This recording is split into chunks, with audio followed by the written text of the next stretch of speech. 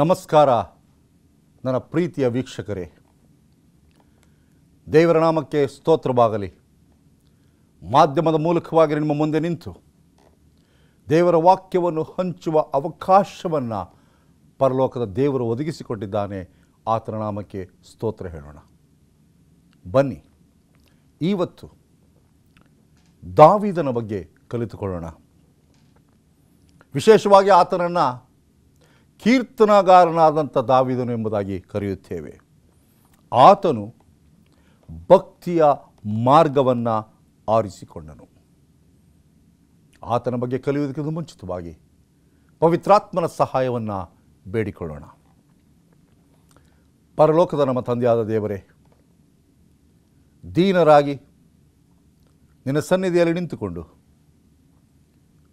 ನಿನ್ನ ವಾಕ್ಯವನ್ನು ಕೇಳುವ ಅವಕಾಶವನ್ನು ಕೊಟ್ಟದಕ್ಕೆ ಸ್ತೋತ್ರ ಹೇಳುತ್ತೇವೆ. ಇವತ್ತು ನಾವು ದಾವೀದನ ಬಗ್ಗೆ ಕಲಿತುಕೊಳ್ಳುವಾಗ ಆತನು ಆರಿಸಿಕೊಂಡಂಥ ಭಕ್ತಿ ಮಾರ್ಗವು ನಮ್ಮ ಮಾರ್ಗವಾಗಿರಲು ಅವಕಾಶ ಕೊಡು. ನಿನಗೆ ಮೆಚ್ಚುಗೆಯಾದಂಥ ದಾವೀದನು ಉನ್ನತವಾದ ಮಾರ್ಗವನ್ನು ಆರಿಸಿಕೊಂಡನು. ನಿನ್ನ ವಾಕ್ಯವನ್ನು ಕೇಳುತ್ತಿರುವ ಪ್ರತಿಯೊಬ್ಬ ಮಕ್ಕಳಿಗೂ ಈ ಒಂದು ಆಯ್ಕೆ ಉತ್ತಮವಾಗಿದ್ದು ನಾವೆಲ್ಲರೂ ಸಹ ಅದನ್ನೇ ಆರಿಸಿಕೊಳ್ಳುವಂತೆ ಸಹಾಯ ಮಾಡು ಎಂಬುದಾಗಿ ಕ್ರಿಸ್ತನಲ್ಲಿ ಬೇಡಿಕೊಳ್ಳುತ್ತೇನೆ ಸ್ವಾಮಿ, ಆಮೇನ್. ದಾವೀದನು ಅಂದರೆ ಅಚ್ಚುಮೆಚ್ಚಿನವನು, ಬಿಲವಡ್. ದೇವರಿಗೆ ಮೆಚ್ಚುಗೆಯಾದಂಥ ವ್ಯಕ್ತಿ ದಾವೀದನು. ಈತನು ಭಕ್ತಿ ಮಾರ್ಗವನ್ನು ಆರಿಸಿಕೊಂಡನು ಎಂಬುದಾಗಿ ನಾವು ನೋಡುವಂತರಾಗಿದ್ದೇವೆ. ಕೀರ್ತನೆಗಳು 119ನೇ ಅಧ್ಯಾಯ 30ನೇ ವಚನದಲ್ಲಿ ಹೇಳುತ್ತಾನೆ, ಭಕ್ತಿ ಮಾರ್ಗವನ್ನು ಆರಿಸಿಕೊಂಡಿದ್ದೇನೆ, ನಿನ್ನ ವಿಧಿಗಳನ್ನು ಮುಂದೆಯೇ ಇಟ್ಟುಕೊಂಡಿದ್ದೇನೆ ಎಂಬುದಾಗಿ. ದಾವೀದನ ಬಗ್ಗೆ ನಾವು ಕಲಿಯುವಾಗ ಈತನು ಯೌವನಸ್ಥನಾಗಿರುವಾಗ ಸುಂದರನು, ಬಹಳ ನೋಡುವುದಕ್ಕೆ ರಮಣೀಯನು ಆಗಿರತಕ್ಕಂಥವನು ಎಂಬುದಾಗಿ 1ನೇ ಸಮುವೇಲ 16:12 ತಿಳಿಸುವಂಥದ್ದಾಗಿದೆ. ಆತನ ಕಣ್ಣುಗಳು ಬಹಳ ಸುಂದರವಾಗಿದ್ದವು. ಯೌವನಸ್ಥನಾಗಿರುವಾಗಲೇ ಆತನು ವಾದ್ಯಗಳನ್ನು ನುಡಿಸುವ ವ್ಯಕ್ತಿಯಾಗಿದ್ದನು. ಕುರಿಗಳನ್ನು ಕಾಯುವಾಗ ಆತನು ವಾದ್ಯವನ್ನು ನುಡಿಸುತ್ತಿದ್ದನು. ವಿಶೇಷವಾಗಿ ಜೆಸ್ಸಿಯ ಕುಟುಂಬದ 8ನೆಯ ಮಗನಾಗಿ ಹುಟ್ಟಿದಂಥ ಈ ದಾವೀದನು ತನ್ನ ತಂದೆಯ ಹಾಗೂ ಕುಟುಂಬದ ಕುರಿಗಳನ್ನು ನೋಡಿಕೊಳ್ಳುತ್ತಿದ್ದನು ಎಂಬುದಾಗಿ 1ನೇ ಸಮುವೇಲ 17ನೇ ಅಧ್ಯಾಯ 28ನೇ ವಚನ ತಿಳಿಸುವಂಥದ್ದಾಗಿದೆ. ಆತನು ಯೌವನಸ್ಥನಾಗಿ ಕುರಿಗಳನ್ನು ನೋಡಿಕೊಳ್ಳುತ್ತಿರುವಾಗ ಅಸಾಧಾರಣವಾದಂಥ ಧೈರ್ಯ ಆತನಲ್ಲಿ ಇತ್ತು. ಏಕೆಂದರೆ ಒಂದು ಸಾರಿ ಸಿಂಹವು ಎದುರಾಗಿ ಕುರಿಯನ್ನು ತೆಗೆದುಕೊಂಡು ಹೋಗುತ್ತಿರುವಾಗ ದಾವೀದನು ಓಡಿ ಹೋಗಿ ತನ್ನ ಕುರಿಯನ್ನು ಆ ಸಿಂಹದ ಬಾಯಿಂದ ಬಿಡುಗಡೆ ಮಾಡಿ ಸಿಂಹದ ಜೊತೆಯಲ್ಲಿ ಹೋರಾಟವನ್ನು ಮಾಡಿ ಆ ಸಿಂಹದ ಬಾಯನ್ನು 2 ಭಾಗವನ್ನಾಗಿ ಮಾಡಿದನು. ಅಷ್ಟೊಂದು ಧೈರ್ಯ ಆತನಲ್ಲಿ ಇತ್ತು. ಅದನ್ನು ದೇವರು ತಾನೇ ಕೊಟ್ಟನು ಎಂಬುದಾಗಿ ನೋಡುತ್ತೇವೆ. ಇನ್ನೊಂದು ಸಾರಿ ಒಂದು ಕರಡಿಯು ಬಂದು ಆತನ ಕುರಿಗಳನ್ನು ತೆಗೆದುಕೊಂಡು ಹೋಗುವಾಗ ಮತ್ತೊಮ್ಮೆ ದಾವೀದನು ಓಡಿ ಹೋಗಿ ಆ ಕುರಿಯನ್ನು ರಕ್ಷಣೆ ಮಾಡಿ ಆ ಕರಡಿಯ ಮೇಲೆ ಯುದ್ಧವನ್ನು ಮಾಡಿ ಹೋರಾಟವನ್ನು ಮಾಡಿ ಕರಡಿಯನ್ನು ಸೋಲಿಸಿದನು, ಕರಡಿಯನ್ನು ನಾಶ ಮಾಡಿದನು ಎಂಬುದಾಗಿ ಗೊತ್ತಿದೆ. ಇನ್ನೊಂದು ಸಾರಿ ನಮ್ಮೆಲ್ಲರಿಗೂ ತಿಳಿದಿರುವ ಹಾಗೆ ಗೊಲಿಯಾತನು ಎಂಬತಕ್ಕಂಥ ದೈತ್ಯ ವ್ಯಕ್ತಿಯನ್ನು, ದೊಡ್ಡ ವ್ಯಕ್ತಿಯನ್ನು ಕೇವಲ ಒಂದು ಕಲ್ಲಿನಿಂದ, ಆತನ ಕೈಯಲ್ಲಿರತಕ್ಕಂಥ ಕವಣೆಯಿಂದ ಹೊಡೆದು ಆತನನ್ನು ಸಾಯಿಸಿದನು ಎಂಬುದಾಗಿ ನೋಡುತ್ತೇವೆ. ಇಷ್ಟೊಂದು ಧೈರ್ಯ, ಬುದ್ಧಿ, ವಿವೇಕ ಉಳ್ಳಂಥ ದಾವೀದನು ಇಸ್ರಾಯೇಲ್ ಜನಾಂಗದ 2ನೇ ಅರಸನಾಗಿ ಆರಿಸಲ್ಪಟ್ಟನು. ಮೊದಲನೇ ಅರಸನಾದಂಥ ಸೌಲನನ್ನು ಸ್ವಾಮಿ ತಿರಸ್ಕಾರ ಮಾಡಿದಾಗ ಯಾರನ್ನು ನಾನು ಅರಸನಾಗಿ ಆರಿಸಬೇಕು ಎಂಬುದಾಗಿ ಸಮುವೇಲನು ಯೋಚಿಸುತ್ತಿರುವಾಗ ದೇವರು ಸಮುವೇಲನನ್ನು ಜೆಸ್ಸಿಯ ಕುಟುಂಬಕ್ಕೆ ಕಳುಹಿಸಿ ಆ ಕುಟುಂಬದಲ್ಲಿ ಅತೀ ಚಿಕ್ಕವನು, ಕಿರಿಯವನು ಆದಂಥ ದಾವೀದನನ್ನು ಸ್ವಾಮಿ ಆರಿಸಿಕೊಳ್ಳುತ್ತಾನೆ. ಕಾರಣ ಇಷ್ಟೇ, ಇದೇ ದಾವೀದನು ಭಕ್ತಿಯ ಮಾರ್ಗವನ್ನು ಆರಿಸಿಕೊಂಡನು. 1ನೇ ಸಮುವೇಲ 16ನೇ ಅಧ್ಯಾಯ 1-13 ಗಮನಿಸುವಾಗ ಆ ದಾವೀದನನ್ನು ಆರಿಸಿ ಆತನನ್ನು ಮುಂದಿನ ಅರಸನನ್ನಾಗಿ ಮಾಡಿ ಅಭಿಷೇಕಿಸಿದನು ಎಂಬುದಾಗಿ ನೋಡುವಂತರಾಗಿದ್ದೇವೆ. ಪ್ರಿಯರೇ, ದಾವೀದನು ಒಬ್ಬ ದೊಡ್ಡ ಸಂಗೀತಗಾರನಾಗಿದ್ದನು. ಆತನು ವಾದ್ಯಗಳನ್ನು ನುಡಿಸುವವನಾಗಿದ್ದನು. ಅದಕ್ಕೋಸ್ಕರ ಆತನನ್ನು ಕೀರ್ತನಗಾರನು ಎಂಬುದಾಗಿ ಕರೀತೇವೆ. ಕಾರಣ ಆತನು ಅನೇಕ ಕೀರ್ತನೆಗಳನ್ನು ಬರೆದಿದ್ದಾನೆ. 150 ಕೀರ್ತನೆಗಳಲ್ಲಿ ದಾವೀದನದೇ ಸಿಂಹಪಾಲಾಗಿದೆ. ಹೆಚ್ಚು ಕೀರ್ತನೆಯನ್ನು ಆತನು ಬರೆದಿದ್ದಾನೆ. ಇಸ್ರಾಯೇಲ್ ಜನಾಂಗದಲ್ಲಿಯೇ, ಅರಸರುಗಳಲ್ಲಿಯೇ ಮಹಾನ್ ರಾಜನಾಗಿ, ದೊಡ್ಡ ರಾಜನಾಗಿ ಬೆಳೆದಂಥ ದಾವೀದನು ಇಸ್ರಾಯೇಲ್ ಜನಾಂಗವನ್ನು 40 ವರ್ಷಗಳು ಆಳಿದನು. 7 ವರ್ಷ ಹೆಬ್ರೋನಿನಿಂದ, 33 ವರ್ಷ ಯೆರೂಸಲೇಮಿನಿಂದ. ಇದೇ ದಾವೀದನನ್ನು ನಾವು ಗಮನಿಸುವಾಗ ಆತನಲ್ಲಿ ಬಲಹೀನತೆ ಇತ್ತು, ಸೋಲುಗಳಿದ್ದವು. ನನ್ನ ಹಾಗೆ ನಿಮ್ಮ ಹಾಗೆ ಅವನು ಸಹ ಒಬ್ಬ ಸಾಧಾರಣವಾದಂಥ ಮನುಷ್ಯನಾಗಿದ್ದನು. ಆದರೆ ವ್ಯತ್ಯಾಸ ಇಷ್ಟೇ ಪ್ರಿಯರೇ,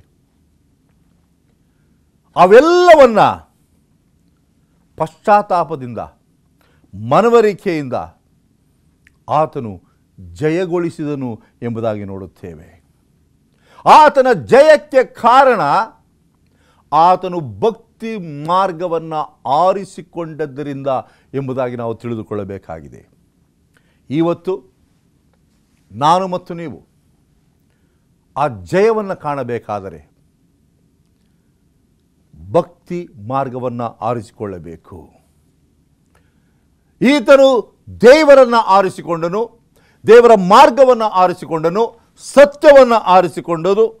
ಅದರ ನಿಮಿತ್ತವಾಗಿ ದಾವೀದನನ ಕುರಿತು ಸ್ವಾಮಿ ಹೇಳುವುದೇನೆಂದರೆ 1ನೇ ಸಮುವೇಲ 13ನೇ ಅಧ್ಯಾಯ 14ನೇ ವಚನ ಹಾಗೂ ಅಪೊಸ್ತಲರ ಕೃತ್ಯಗಳು 13ನೇ ಅಧ್ಯಾಯ 22ನೇ ವಚನದಲ್ಲಿ ಗಮನಿಸುವಾಗ ಇದೇ ದಾವೀದನು ನನ್ನ ಹೃದಯಕ್ಕೆ ಹತ್ತಿರವಾಗಿದ್ದಾನೆ ಎಂಬುದಾಗಿ. ಪ್ರಿಯರೇ, ಅನೇಕರು ಪ್ರಶ್ನೆಯನ್ನು ಮಾಡಬಹುದು, ವಾದ ವಿವಾದವನ್ನು ಮಾಡಬಹುದು.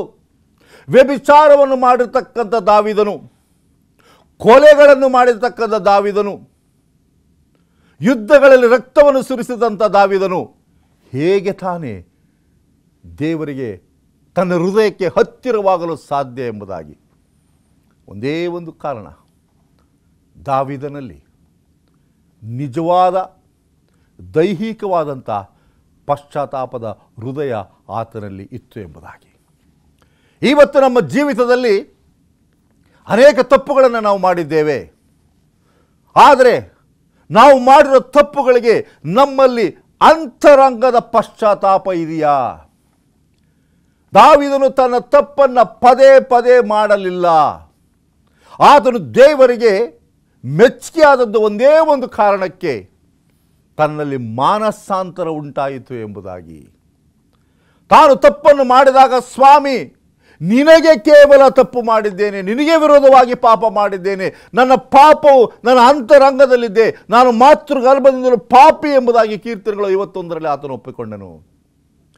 ಮಾನಸಾಂತರ, ಪರಿವರ್ತನೆ, ಪಶ್ಚಾತ್ತಾಪ ಇವೆಲ್ಲವೂ ಆತನಲ್ಲಿ ಒಳಗಿನಿಂದಲೇ ಸ್ವಯಂ ಪ್ರೇರಿತವಾಗಿ ಬಂದಿತ್ತು ಎಂಬುದಾಗಿ ನೋಡಿಕೊಳ್ಳುವಂತರಾಗಿದ್ದೇವೆ. ಪ್ರಿಯರೇ, ಇದೇ ದಾವೀದನು ಕ್ರಿಸ್ತನ ವಂಶಾವಳಿಯಲ್ಲಿ ಹೆಸರಿಸಲ್ಪಟ್ಟಿದ್ದಾನೆ. ಯೇಸು ಕ್ರಿಸ್ತನ ಬಗ್ಗೆ ನಾವು ಗಮನಿಸುವಾಗ ಆತನು ಅಬ್ರಹಾಮನ ಮಗನು, ಯಾಕೋಬನ ಮಗನು, ಇಸಾಕನ ಮಗನು ಎಂಬುದಾಗಿ ಯಾರೂ ಸಹ ಕರೆಯುವುದಿಲ್ಲ. ಆದರೆ ಯೇಸು ಕ್ರಿಸ್ತನನ್ನು ದಾವೀದನ ಮಗನು ಎಂಬುದಾಗಿ ಕರೆಯುತ್ತೇವೆ. ಸತ್ಯವೇದದಲ್ಲಿ ಅನೇಕ ಸಾರಿ ಆ ದಾವೀದನ ಮಗನೇ, ದೇವಕುಮಾರನೇ, ನನ್ನ ಗೊಡವೆ ನಿನಗೇಕು ಎಂಬುದಾಗಿ ದೆವ್ವವು ಸಹ ಹೇಳುವುದನ್ನು ಗಮನಿಸುವಂತರಾಗಿದ್ದೇವೆ.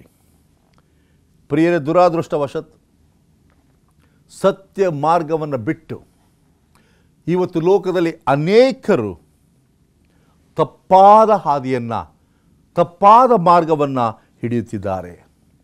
ಕೆಲವು ಸಾರಿ ಸತ್ಯ ಮತ್ತು ಸುಳ್ಳು ಇವೆರಡನ್ನು ಮಿಶ್ರಣ ಮಾಡಿ ತಮ್ಮ ಅನುಕೂಲತೆಗೆ ತಕ್ಕಂತೆ ದೇವರ ವಾಕ್ಯವನ್ನು ಸಾರುತ್ತಾರೆ. ಆದರೆ ಸತ್ಯ ಭಿನ್ನವಾಗಿದೆ, ಸ್ಪಷ್ಟವಾಗಿದೆ, ಅದು ನೇರವಾಗಿದೆ. ದಾವೀದನು ಆ ಸತ್ಯವನ್ನು ಆರಿಸಿಕೊಂಡನು.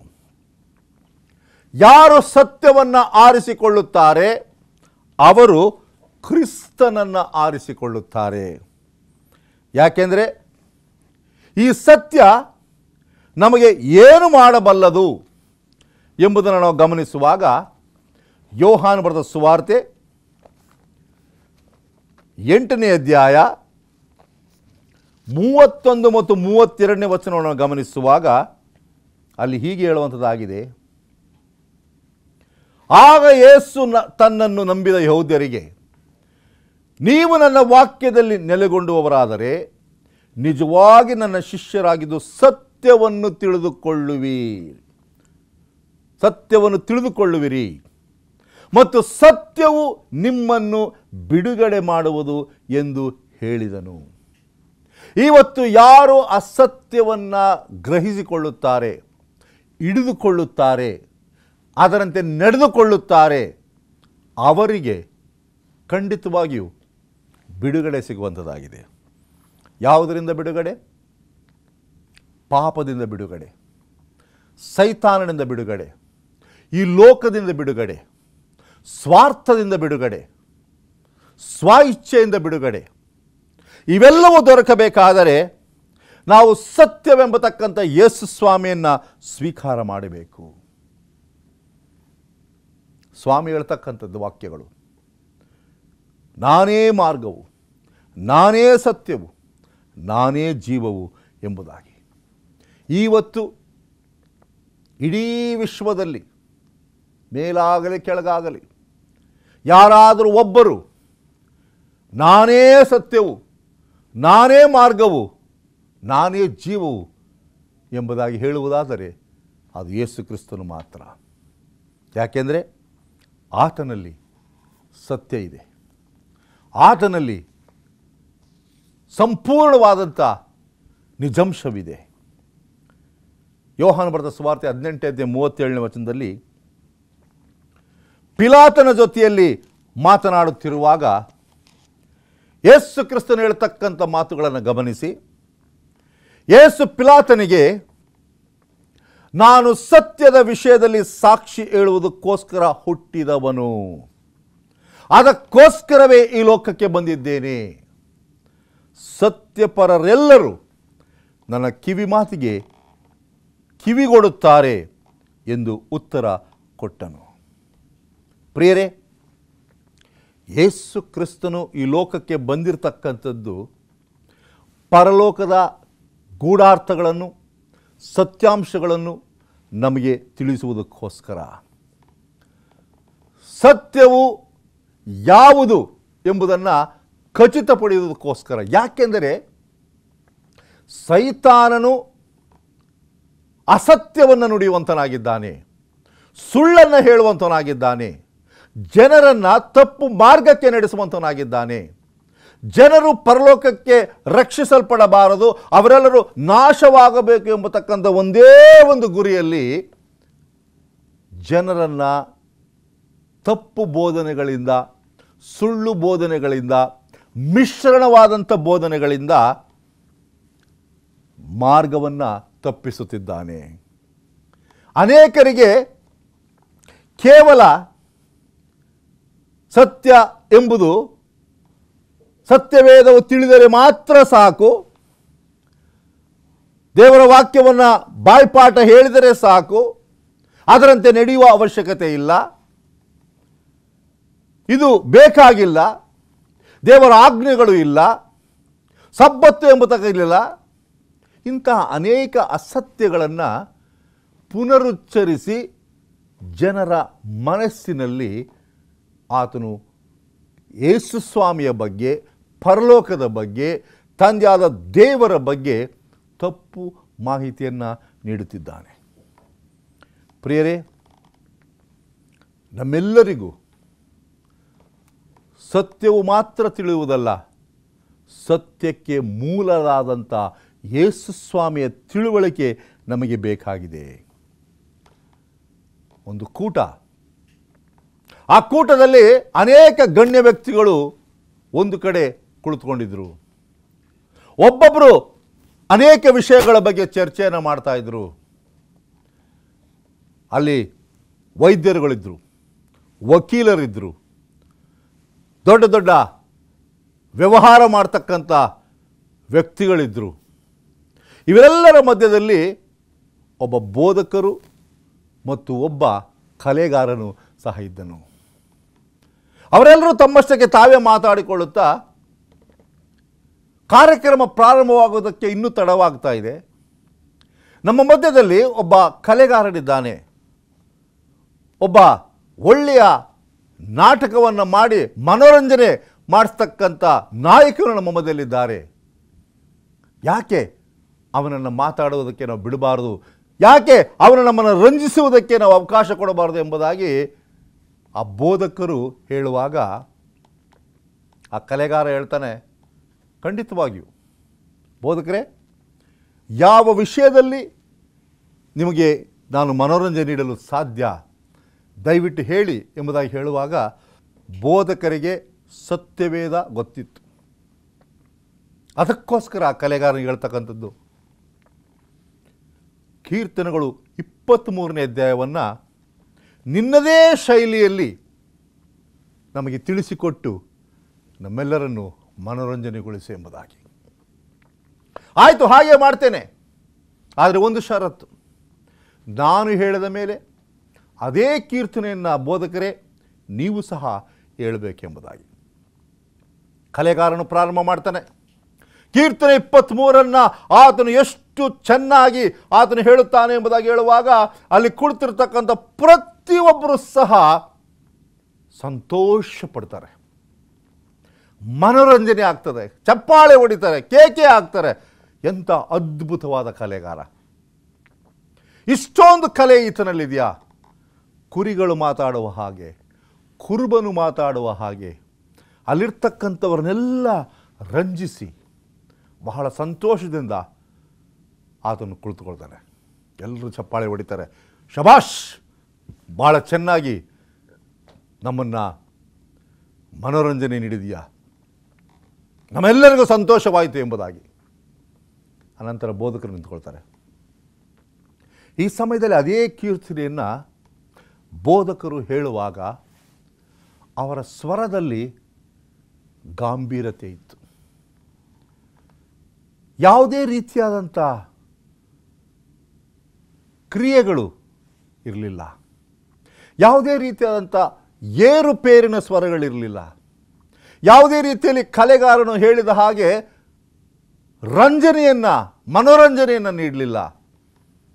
ಆದರೆ ಇಷ್ಟು ಮಾತ್ರ ಸತ್ಯವಾಗಿತ್ತು, ಬೋಧಕರು ಅದೇ ಕೀರ್ತನೆ 23 ನುಡಿಸುವಾಗ ಪ್ರತಿಯೊಬ್ಬರ ಕಣ್ಣಲ್ಲೂ ನೀರು ತುಂಬಿಕೊಳ್ತು. ಕಲೆಗಾರನ ಮುಖದಲ್ಲೂ ಸಹ ಇಷ್ಟೊಂದು ಒಳ್ಳೆಯ ರೀತಿಯಲ್ಲಿ ಆತನು ಹೇಳಿದಂಥವನು ಅವನು ಸಹ ಆ ಬೋಧಕರು ಹೇಳಿ ಮುಗಿಸುವಾಗ ಕಣ್ಣಲ್ಲಿ ನೀರು ತುಂಬಿಕೊಳ್ತು. ಬೋಧಕರು ಹೇಳಿ ಕುಳಿತುಕೊಂಡ್ರು. ಅನಂತರ ಈ ಕಲೆಗಾರನೆದ್ದು ಹೇಳ್ತಾನೆ, ನನ್ನ ಪ್ರಿಯ ಸ್ನೇಹಿತರೆ, ಕೀರ್ತನೆ 23 ನಾನು ಹೇಳುವಾಗ ನೀವೆಲ್ಲರೂ ಕೇಕೆ ಹಾಕಿದ್ರಿ, ನಕ್ರಿ, ಮನೋರಂಜನೆ ಆಯಿತು, ಚಪ್ಪಾಳೆ ಹೊಡೆದ್ರಿ, ಬೇಷ್ ಎಂಬುದಾಗಿ ಹೇಳಿದ್ರಿ, ಬಹಳ ಸಂತೋಷಪಟ್ರಿ. ಆದರೆ ಅದೇ ಕೀರ್ತನೆಯನ್ನು ನಮ್ಮ ಬೋಧಕರು ಹೇಳುವಾಗ ನಮಗೆಲ್ಲ ಯಾಕೆ ಇಷ್ಟೊಂದು ದುಃಖ ಆಯಿತು, ಯಾಕೆ ನಮ್ಮ ಕಣ್ಣಲ್ಲಿ ನೀರು ಬಂತು, ದಯವಿಟ್ಟು ಹೇಳಿ ಎಂಬುದಾಗಿ ಹೇಳುವಾಗ ಯಾರೂ ಮಾತಾಡಲಿಲ್ಲ. ಕೊನೆಯದಾಗಿ ಈ ಕಲೆಗಾರನು ಹೇಳ್ತಾನೆ, ಪ್ರಿಯ ಸ್ನೇಹಿತರೆ, ವ್ಯತ್ಯಾಸ ಇಷ್ಟೇ. ರಂಗನಾಯಕನಾಗಿ, ಕಲೆಗಳಲ್ಲಿ ನಿಪುಣನಾಗಿ ನನಗೆ ಗೊತ್ತಿರತಕ್ಕಂಥದ್ದು ಕೀರ್ತನೆ ಮಾತ್ರ. ಆ 23ನೇ ಕೀರ್ತನೆ ಮಾತ್ರ ನನಗೆ ಗೊತ್ತು. ಅದನ್ನು ರಂಜಿಸುವುದು ಗೊತ್ತು, ಅದನ್ನು ಹೇಳುವ ಶೈಲಿ ಗೊತ್ತು, ಅದನ್ನು ಏನು ಮಾಡಬೇಕೆಂಬುದಕ್ಕೆ ಗೊತ್ತು. ಆದರೆ ನಮ್ಮ ಬೋಧಕರಿಗೆ ಆ ಕೀರ್ತನೆಯ ಕುರುಬನು ಗೊತ್ತು, ಆ ಕೀರ್ತನೆ ಯಾರು ಬರೆದರು ಎಂಬುದಾಗಿ ಗೊತ್ತು. ಅದಕ್ಕೋಸ್ಕರ ಆ ಗಾಂಭೀರ್ಯತೆಯಲ್ಲಿ ನಮಗೆ ಅದನ್ನು ತಿಳಿಸಿಕೊಟ್ಟಿದ್ದಾರೆ. ಪ್ರಿಯ ಸಹೋದರ ಸಹೋದರಿಯರೇ, ಇವತ್ತು ಅನೇಕರಿಗೆ ಆದಿಕಾಂಡದಿಂದ ಪ್ರಕಟಣೆವರೆಗೆ ಬಾಯ್ಪಾಠವಾಗಿ ಚೆನ್ನಾಗಿ ಗೊತ್ತು. ಇಲ್ಲಿ ಹಾಗೆ ಹೇಳ್ತದೆ, ಇಲ್ಲಿ ಹೀಗೆ ಹೇಳ್ತದೆ, ಇದನ್ನು ಓದಬೇಕು, ಅದನ್ನು ಓದಬೇಕು ಎಂಬುದಾಗಿ. ಅದರ ಪ್ರಶ್ನೆ ಇಷ್ಟೇ, ಅದರ ಮೂಲ ಯಾರು ನಿಮಗೆ ಗೊತ್ತಾ? ಇವೆಲ್ಲ ತಿಳುವಳಿಕೆ ಇರ್ತಕ್ಕಂಥವರು ಸಹ ಸತ್ಯದಿಂದ ದೂರ ಹೋಗಿದ್ದಾರೆ. ಯೆಹೋವನು ನನಗೆ ಕುರುಬನು. ಖಂಡಿತವಾಗಿಯೂ ಆ ಕುರುಬನು ಯಾರು ಎಂಬುದಾಗಿ ನಮಗೆ ಗೊತ್ತಾಗಬೇಕು. ಕೇವಲ ಕೀರ್ತನೆಗಳು ಮಾತ್ರ ನಮಗೆ ಬಾಯ್ಪಾಠವಾಗಿರಬಾರದು. ಆದರೆ ಆ ಕೀರ್ತನೆ ಒಳಗಡೆ ಇರುವ ಗೂಢಾರ್ಥಗಳು, ಸತ್ಯಾಂಶಗಳು ನಮ್ಮನ್ನು ಸಂಪೂರ್ಣವಾಗಿ ಬದಲಾವಣೆ ಮಾಡಬೇಕು. ಭಕ್ತನಾದ ಸೊಲೊಮೋನ್ ಹೇಳ್ತಾನೆ, ಜ್ಞಾನೋಕ್ತಿಗಳು 23ನೇ ವಚನದಲ್ಲಿ, ಸತ್ಯವನ್ನು ಕೊಂಡುಕೊಳ್ಳಿರಿ, ಅದನ್ನು ಮಾರಿಬಿಡಬೇಡಿರಿ ಎಂಬುದಾಗಿ. By the truth and sell it not. ಅನೇಕರು ಇವತ್ತು ಸತ್ಯವನ್ನು ಪಡೆದುಕೊಂಡಿದ್ದಾರೆ, ತಿಳಿದುಕೊಂಡಿದ್ದಾರೆ, ಗ್ರಹಿಸಿಕೊಂಡಿದ್ದಾರೆ. ಆ ಸತ್ಯವನ್ನು ನಾವು ಕಾರ್ಯರೂಪಕ್ಕೆ ತರುವುದಕ್ಕೆ ಮನಸ್ಸು ಮಾಡುತ್ತಿಲ್ಲ. ಪ್ರಿಯರೇ, ಅನೇಕ ವ್ಯಕ್ತಿಗಳು ಅನ್ಯ ಮಾರ್ಗದಲ್ಲಿ ನಡೆಯುತ್ತಿದ್ದಾರೆ, ಅಸತ್ಯದಲ್ಲಿ ನಡೆಯುತ್ತಿದ್ದಾರೆ. ಆದರೆ ದೇವರ ಮಕ್ಕಳಾದ ನಾವು ಭಕ್ತಿಯ ಮಾರ್ಗವನ್ನು ಆರಿಸಿಕೊಂಡು, ದೇವರ ಸತ್ಯಾಂಶವನ್ನು ತಿಳಿದುಕೊಂಡು, ನಾವು ಅಸತ್ಯದಲ್ಲಿ ನಡೆಯುವುದು ಮಾತ್ರವಲ್ಲ, ಇತರರನ್ನು ಸಹ ಆ ಸತ್ಯಕ್ಕೆ ನಡೆಸುವವರಾಗಿರಬೇಕು. ಪ್ರಿಯರೇ, ಈ ವಾಕ್ಯವೇ ನಮ್ಮ ಕಾಲಿಗೆ ದೀಪವು, ಈ ವಾಕ್ಯವೇ ನಮ್ಮ ದಾರಿಗೆ ಬೆಳಕು. ಈ ವಾಕ್ಯವನ್ನು ಹಿಡಿದುಕೊಂಡಾಗ ಮಾತ್ರ ನಾವು ಈ ಲೋಕದಿಂದ ಬಿಡುಗಡೆನ ಕಂಡು, ಸೈತಾನದ ಬಿಡುಗಡೆನ ಕಂಡು ಆ ನಿತ್ಯ ರಾಜ್ಯಕ್ಕೆ ನಾವು ಹೋಗುವುದಕ್ಕೆ ಸಹಾಯವಾಗುತ್ತದೆ. ಆ ನಿಟ್ಟಿನಲ್ಲಿ ದೇವರು ನಿಮ್ಮೆಲ್ಲರನ್ನು ಆಶೀರ್ವದಿಸಲಿ ಎಂಬುದಾಗಿ ಪ್ರಾರ್ಥನೆ ಮಾಡೋಣ. ಪ್ರಿಯ ತಂದೆಯಾದ ದೇವರೇ, ಇದುವರೆಗೂ ನಮಗೆ ಕಳಿಸಿಕೊಟ್ಟಂಥ ಸತ್ಯಾಂಶಗಳನ್ನು, ಗೂಢಾರ್ಥಗಳನ್ನು ದಾವೀದನು ಆಯ್ಕೆ ಮಾಡಿದ ಹಾಗೆ ನಾವು ಭಕ್ತಿ ಮಾರ್ಗವನ್ನು, ಸತ್ಯ ಮಾರ್ಗವನ್ನು ಆರಿಸಿಕೊಂಡು ಆ ನಿತ್ಯ ರಾಜ್ಯಕ್ಕೋಸ್ಕರ ಪ್ರತಿದಿನವೂ ಪ್ರತಿ ಕ್ಷಣವೂ ನಮ್ಮನ್ನು ಸಿದ್ಧಪಡಿಸಿಕೊಳ್ಳುವಂತೆ ಸಹಾಯ ಮಾಡಿ ಎಂಬುದಾಗಿ ಕ್ರಿಸ್ತನ ದಿವ್ಯನಾಮದಲ್ಲಿ ಬೇಡುತ್ತೇನೆ ಸ್ವಾಮಿ. ಆಮೇನ್.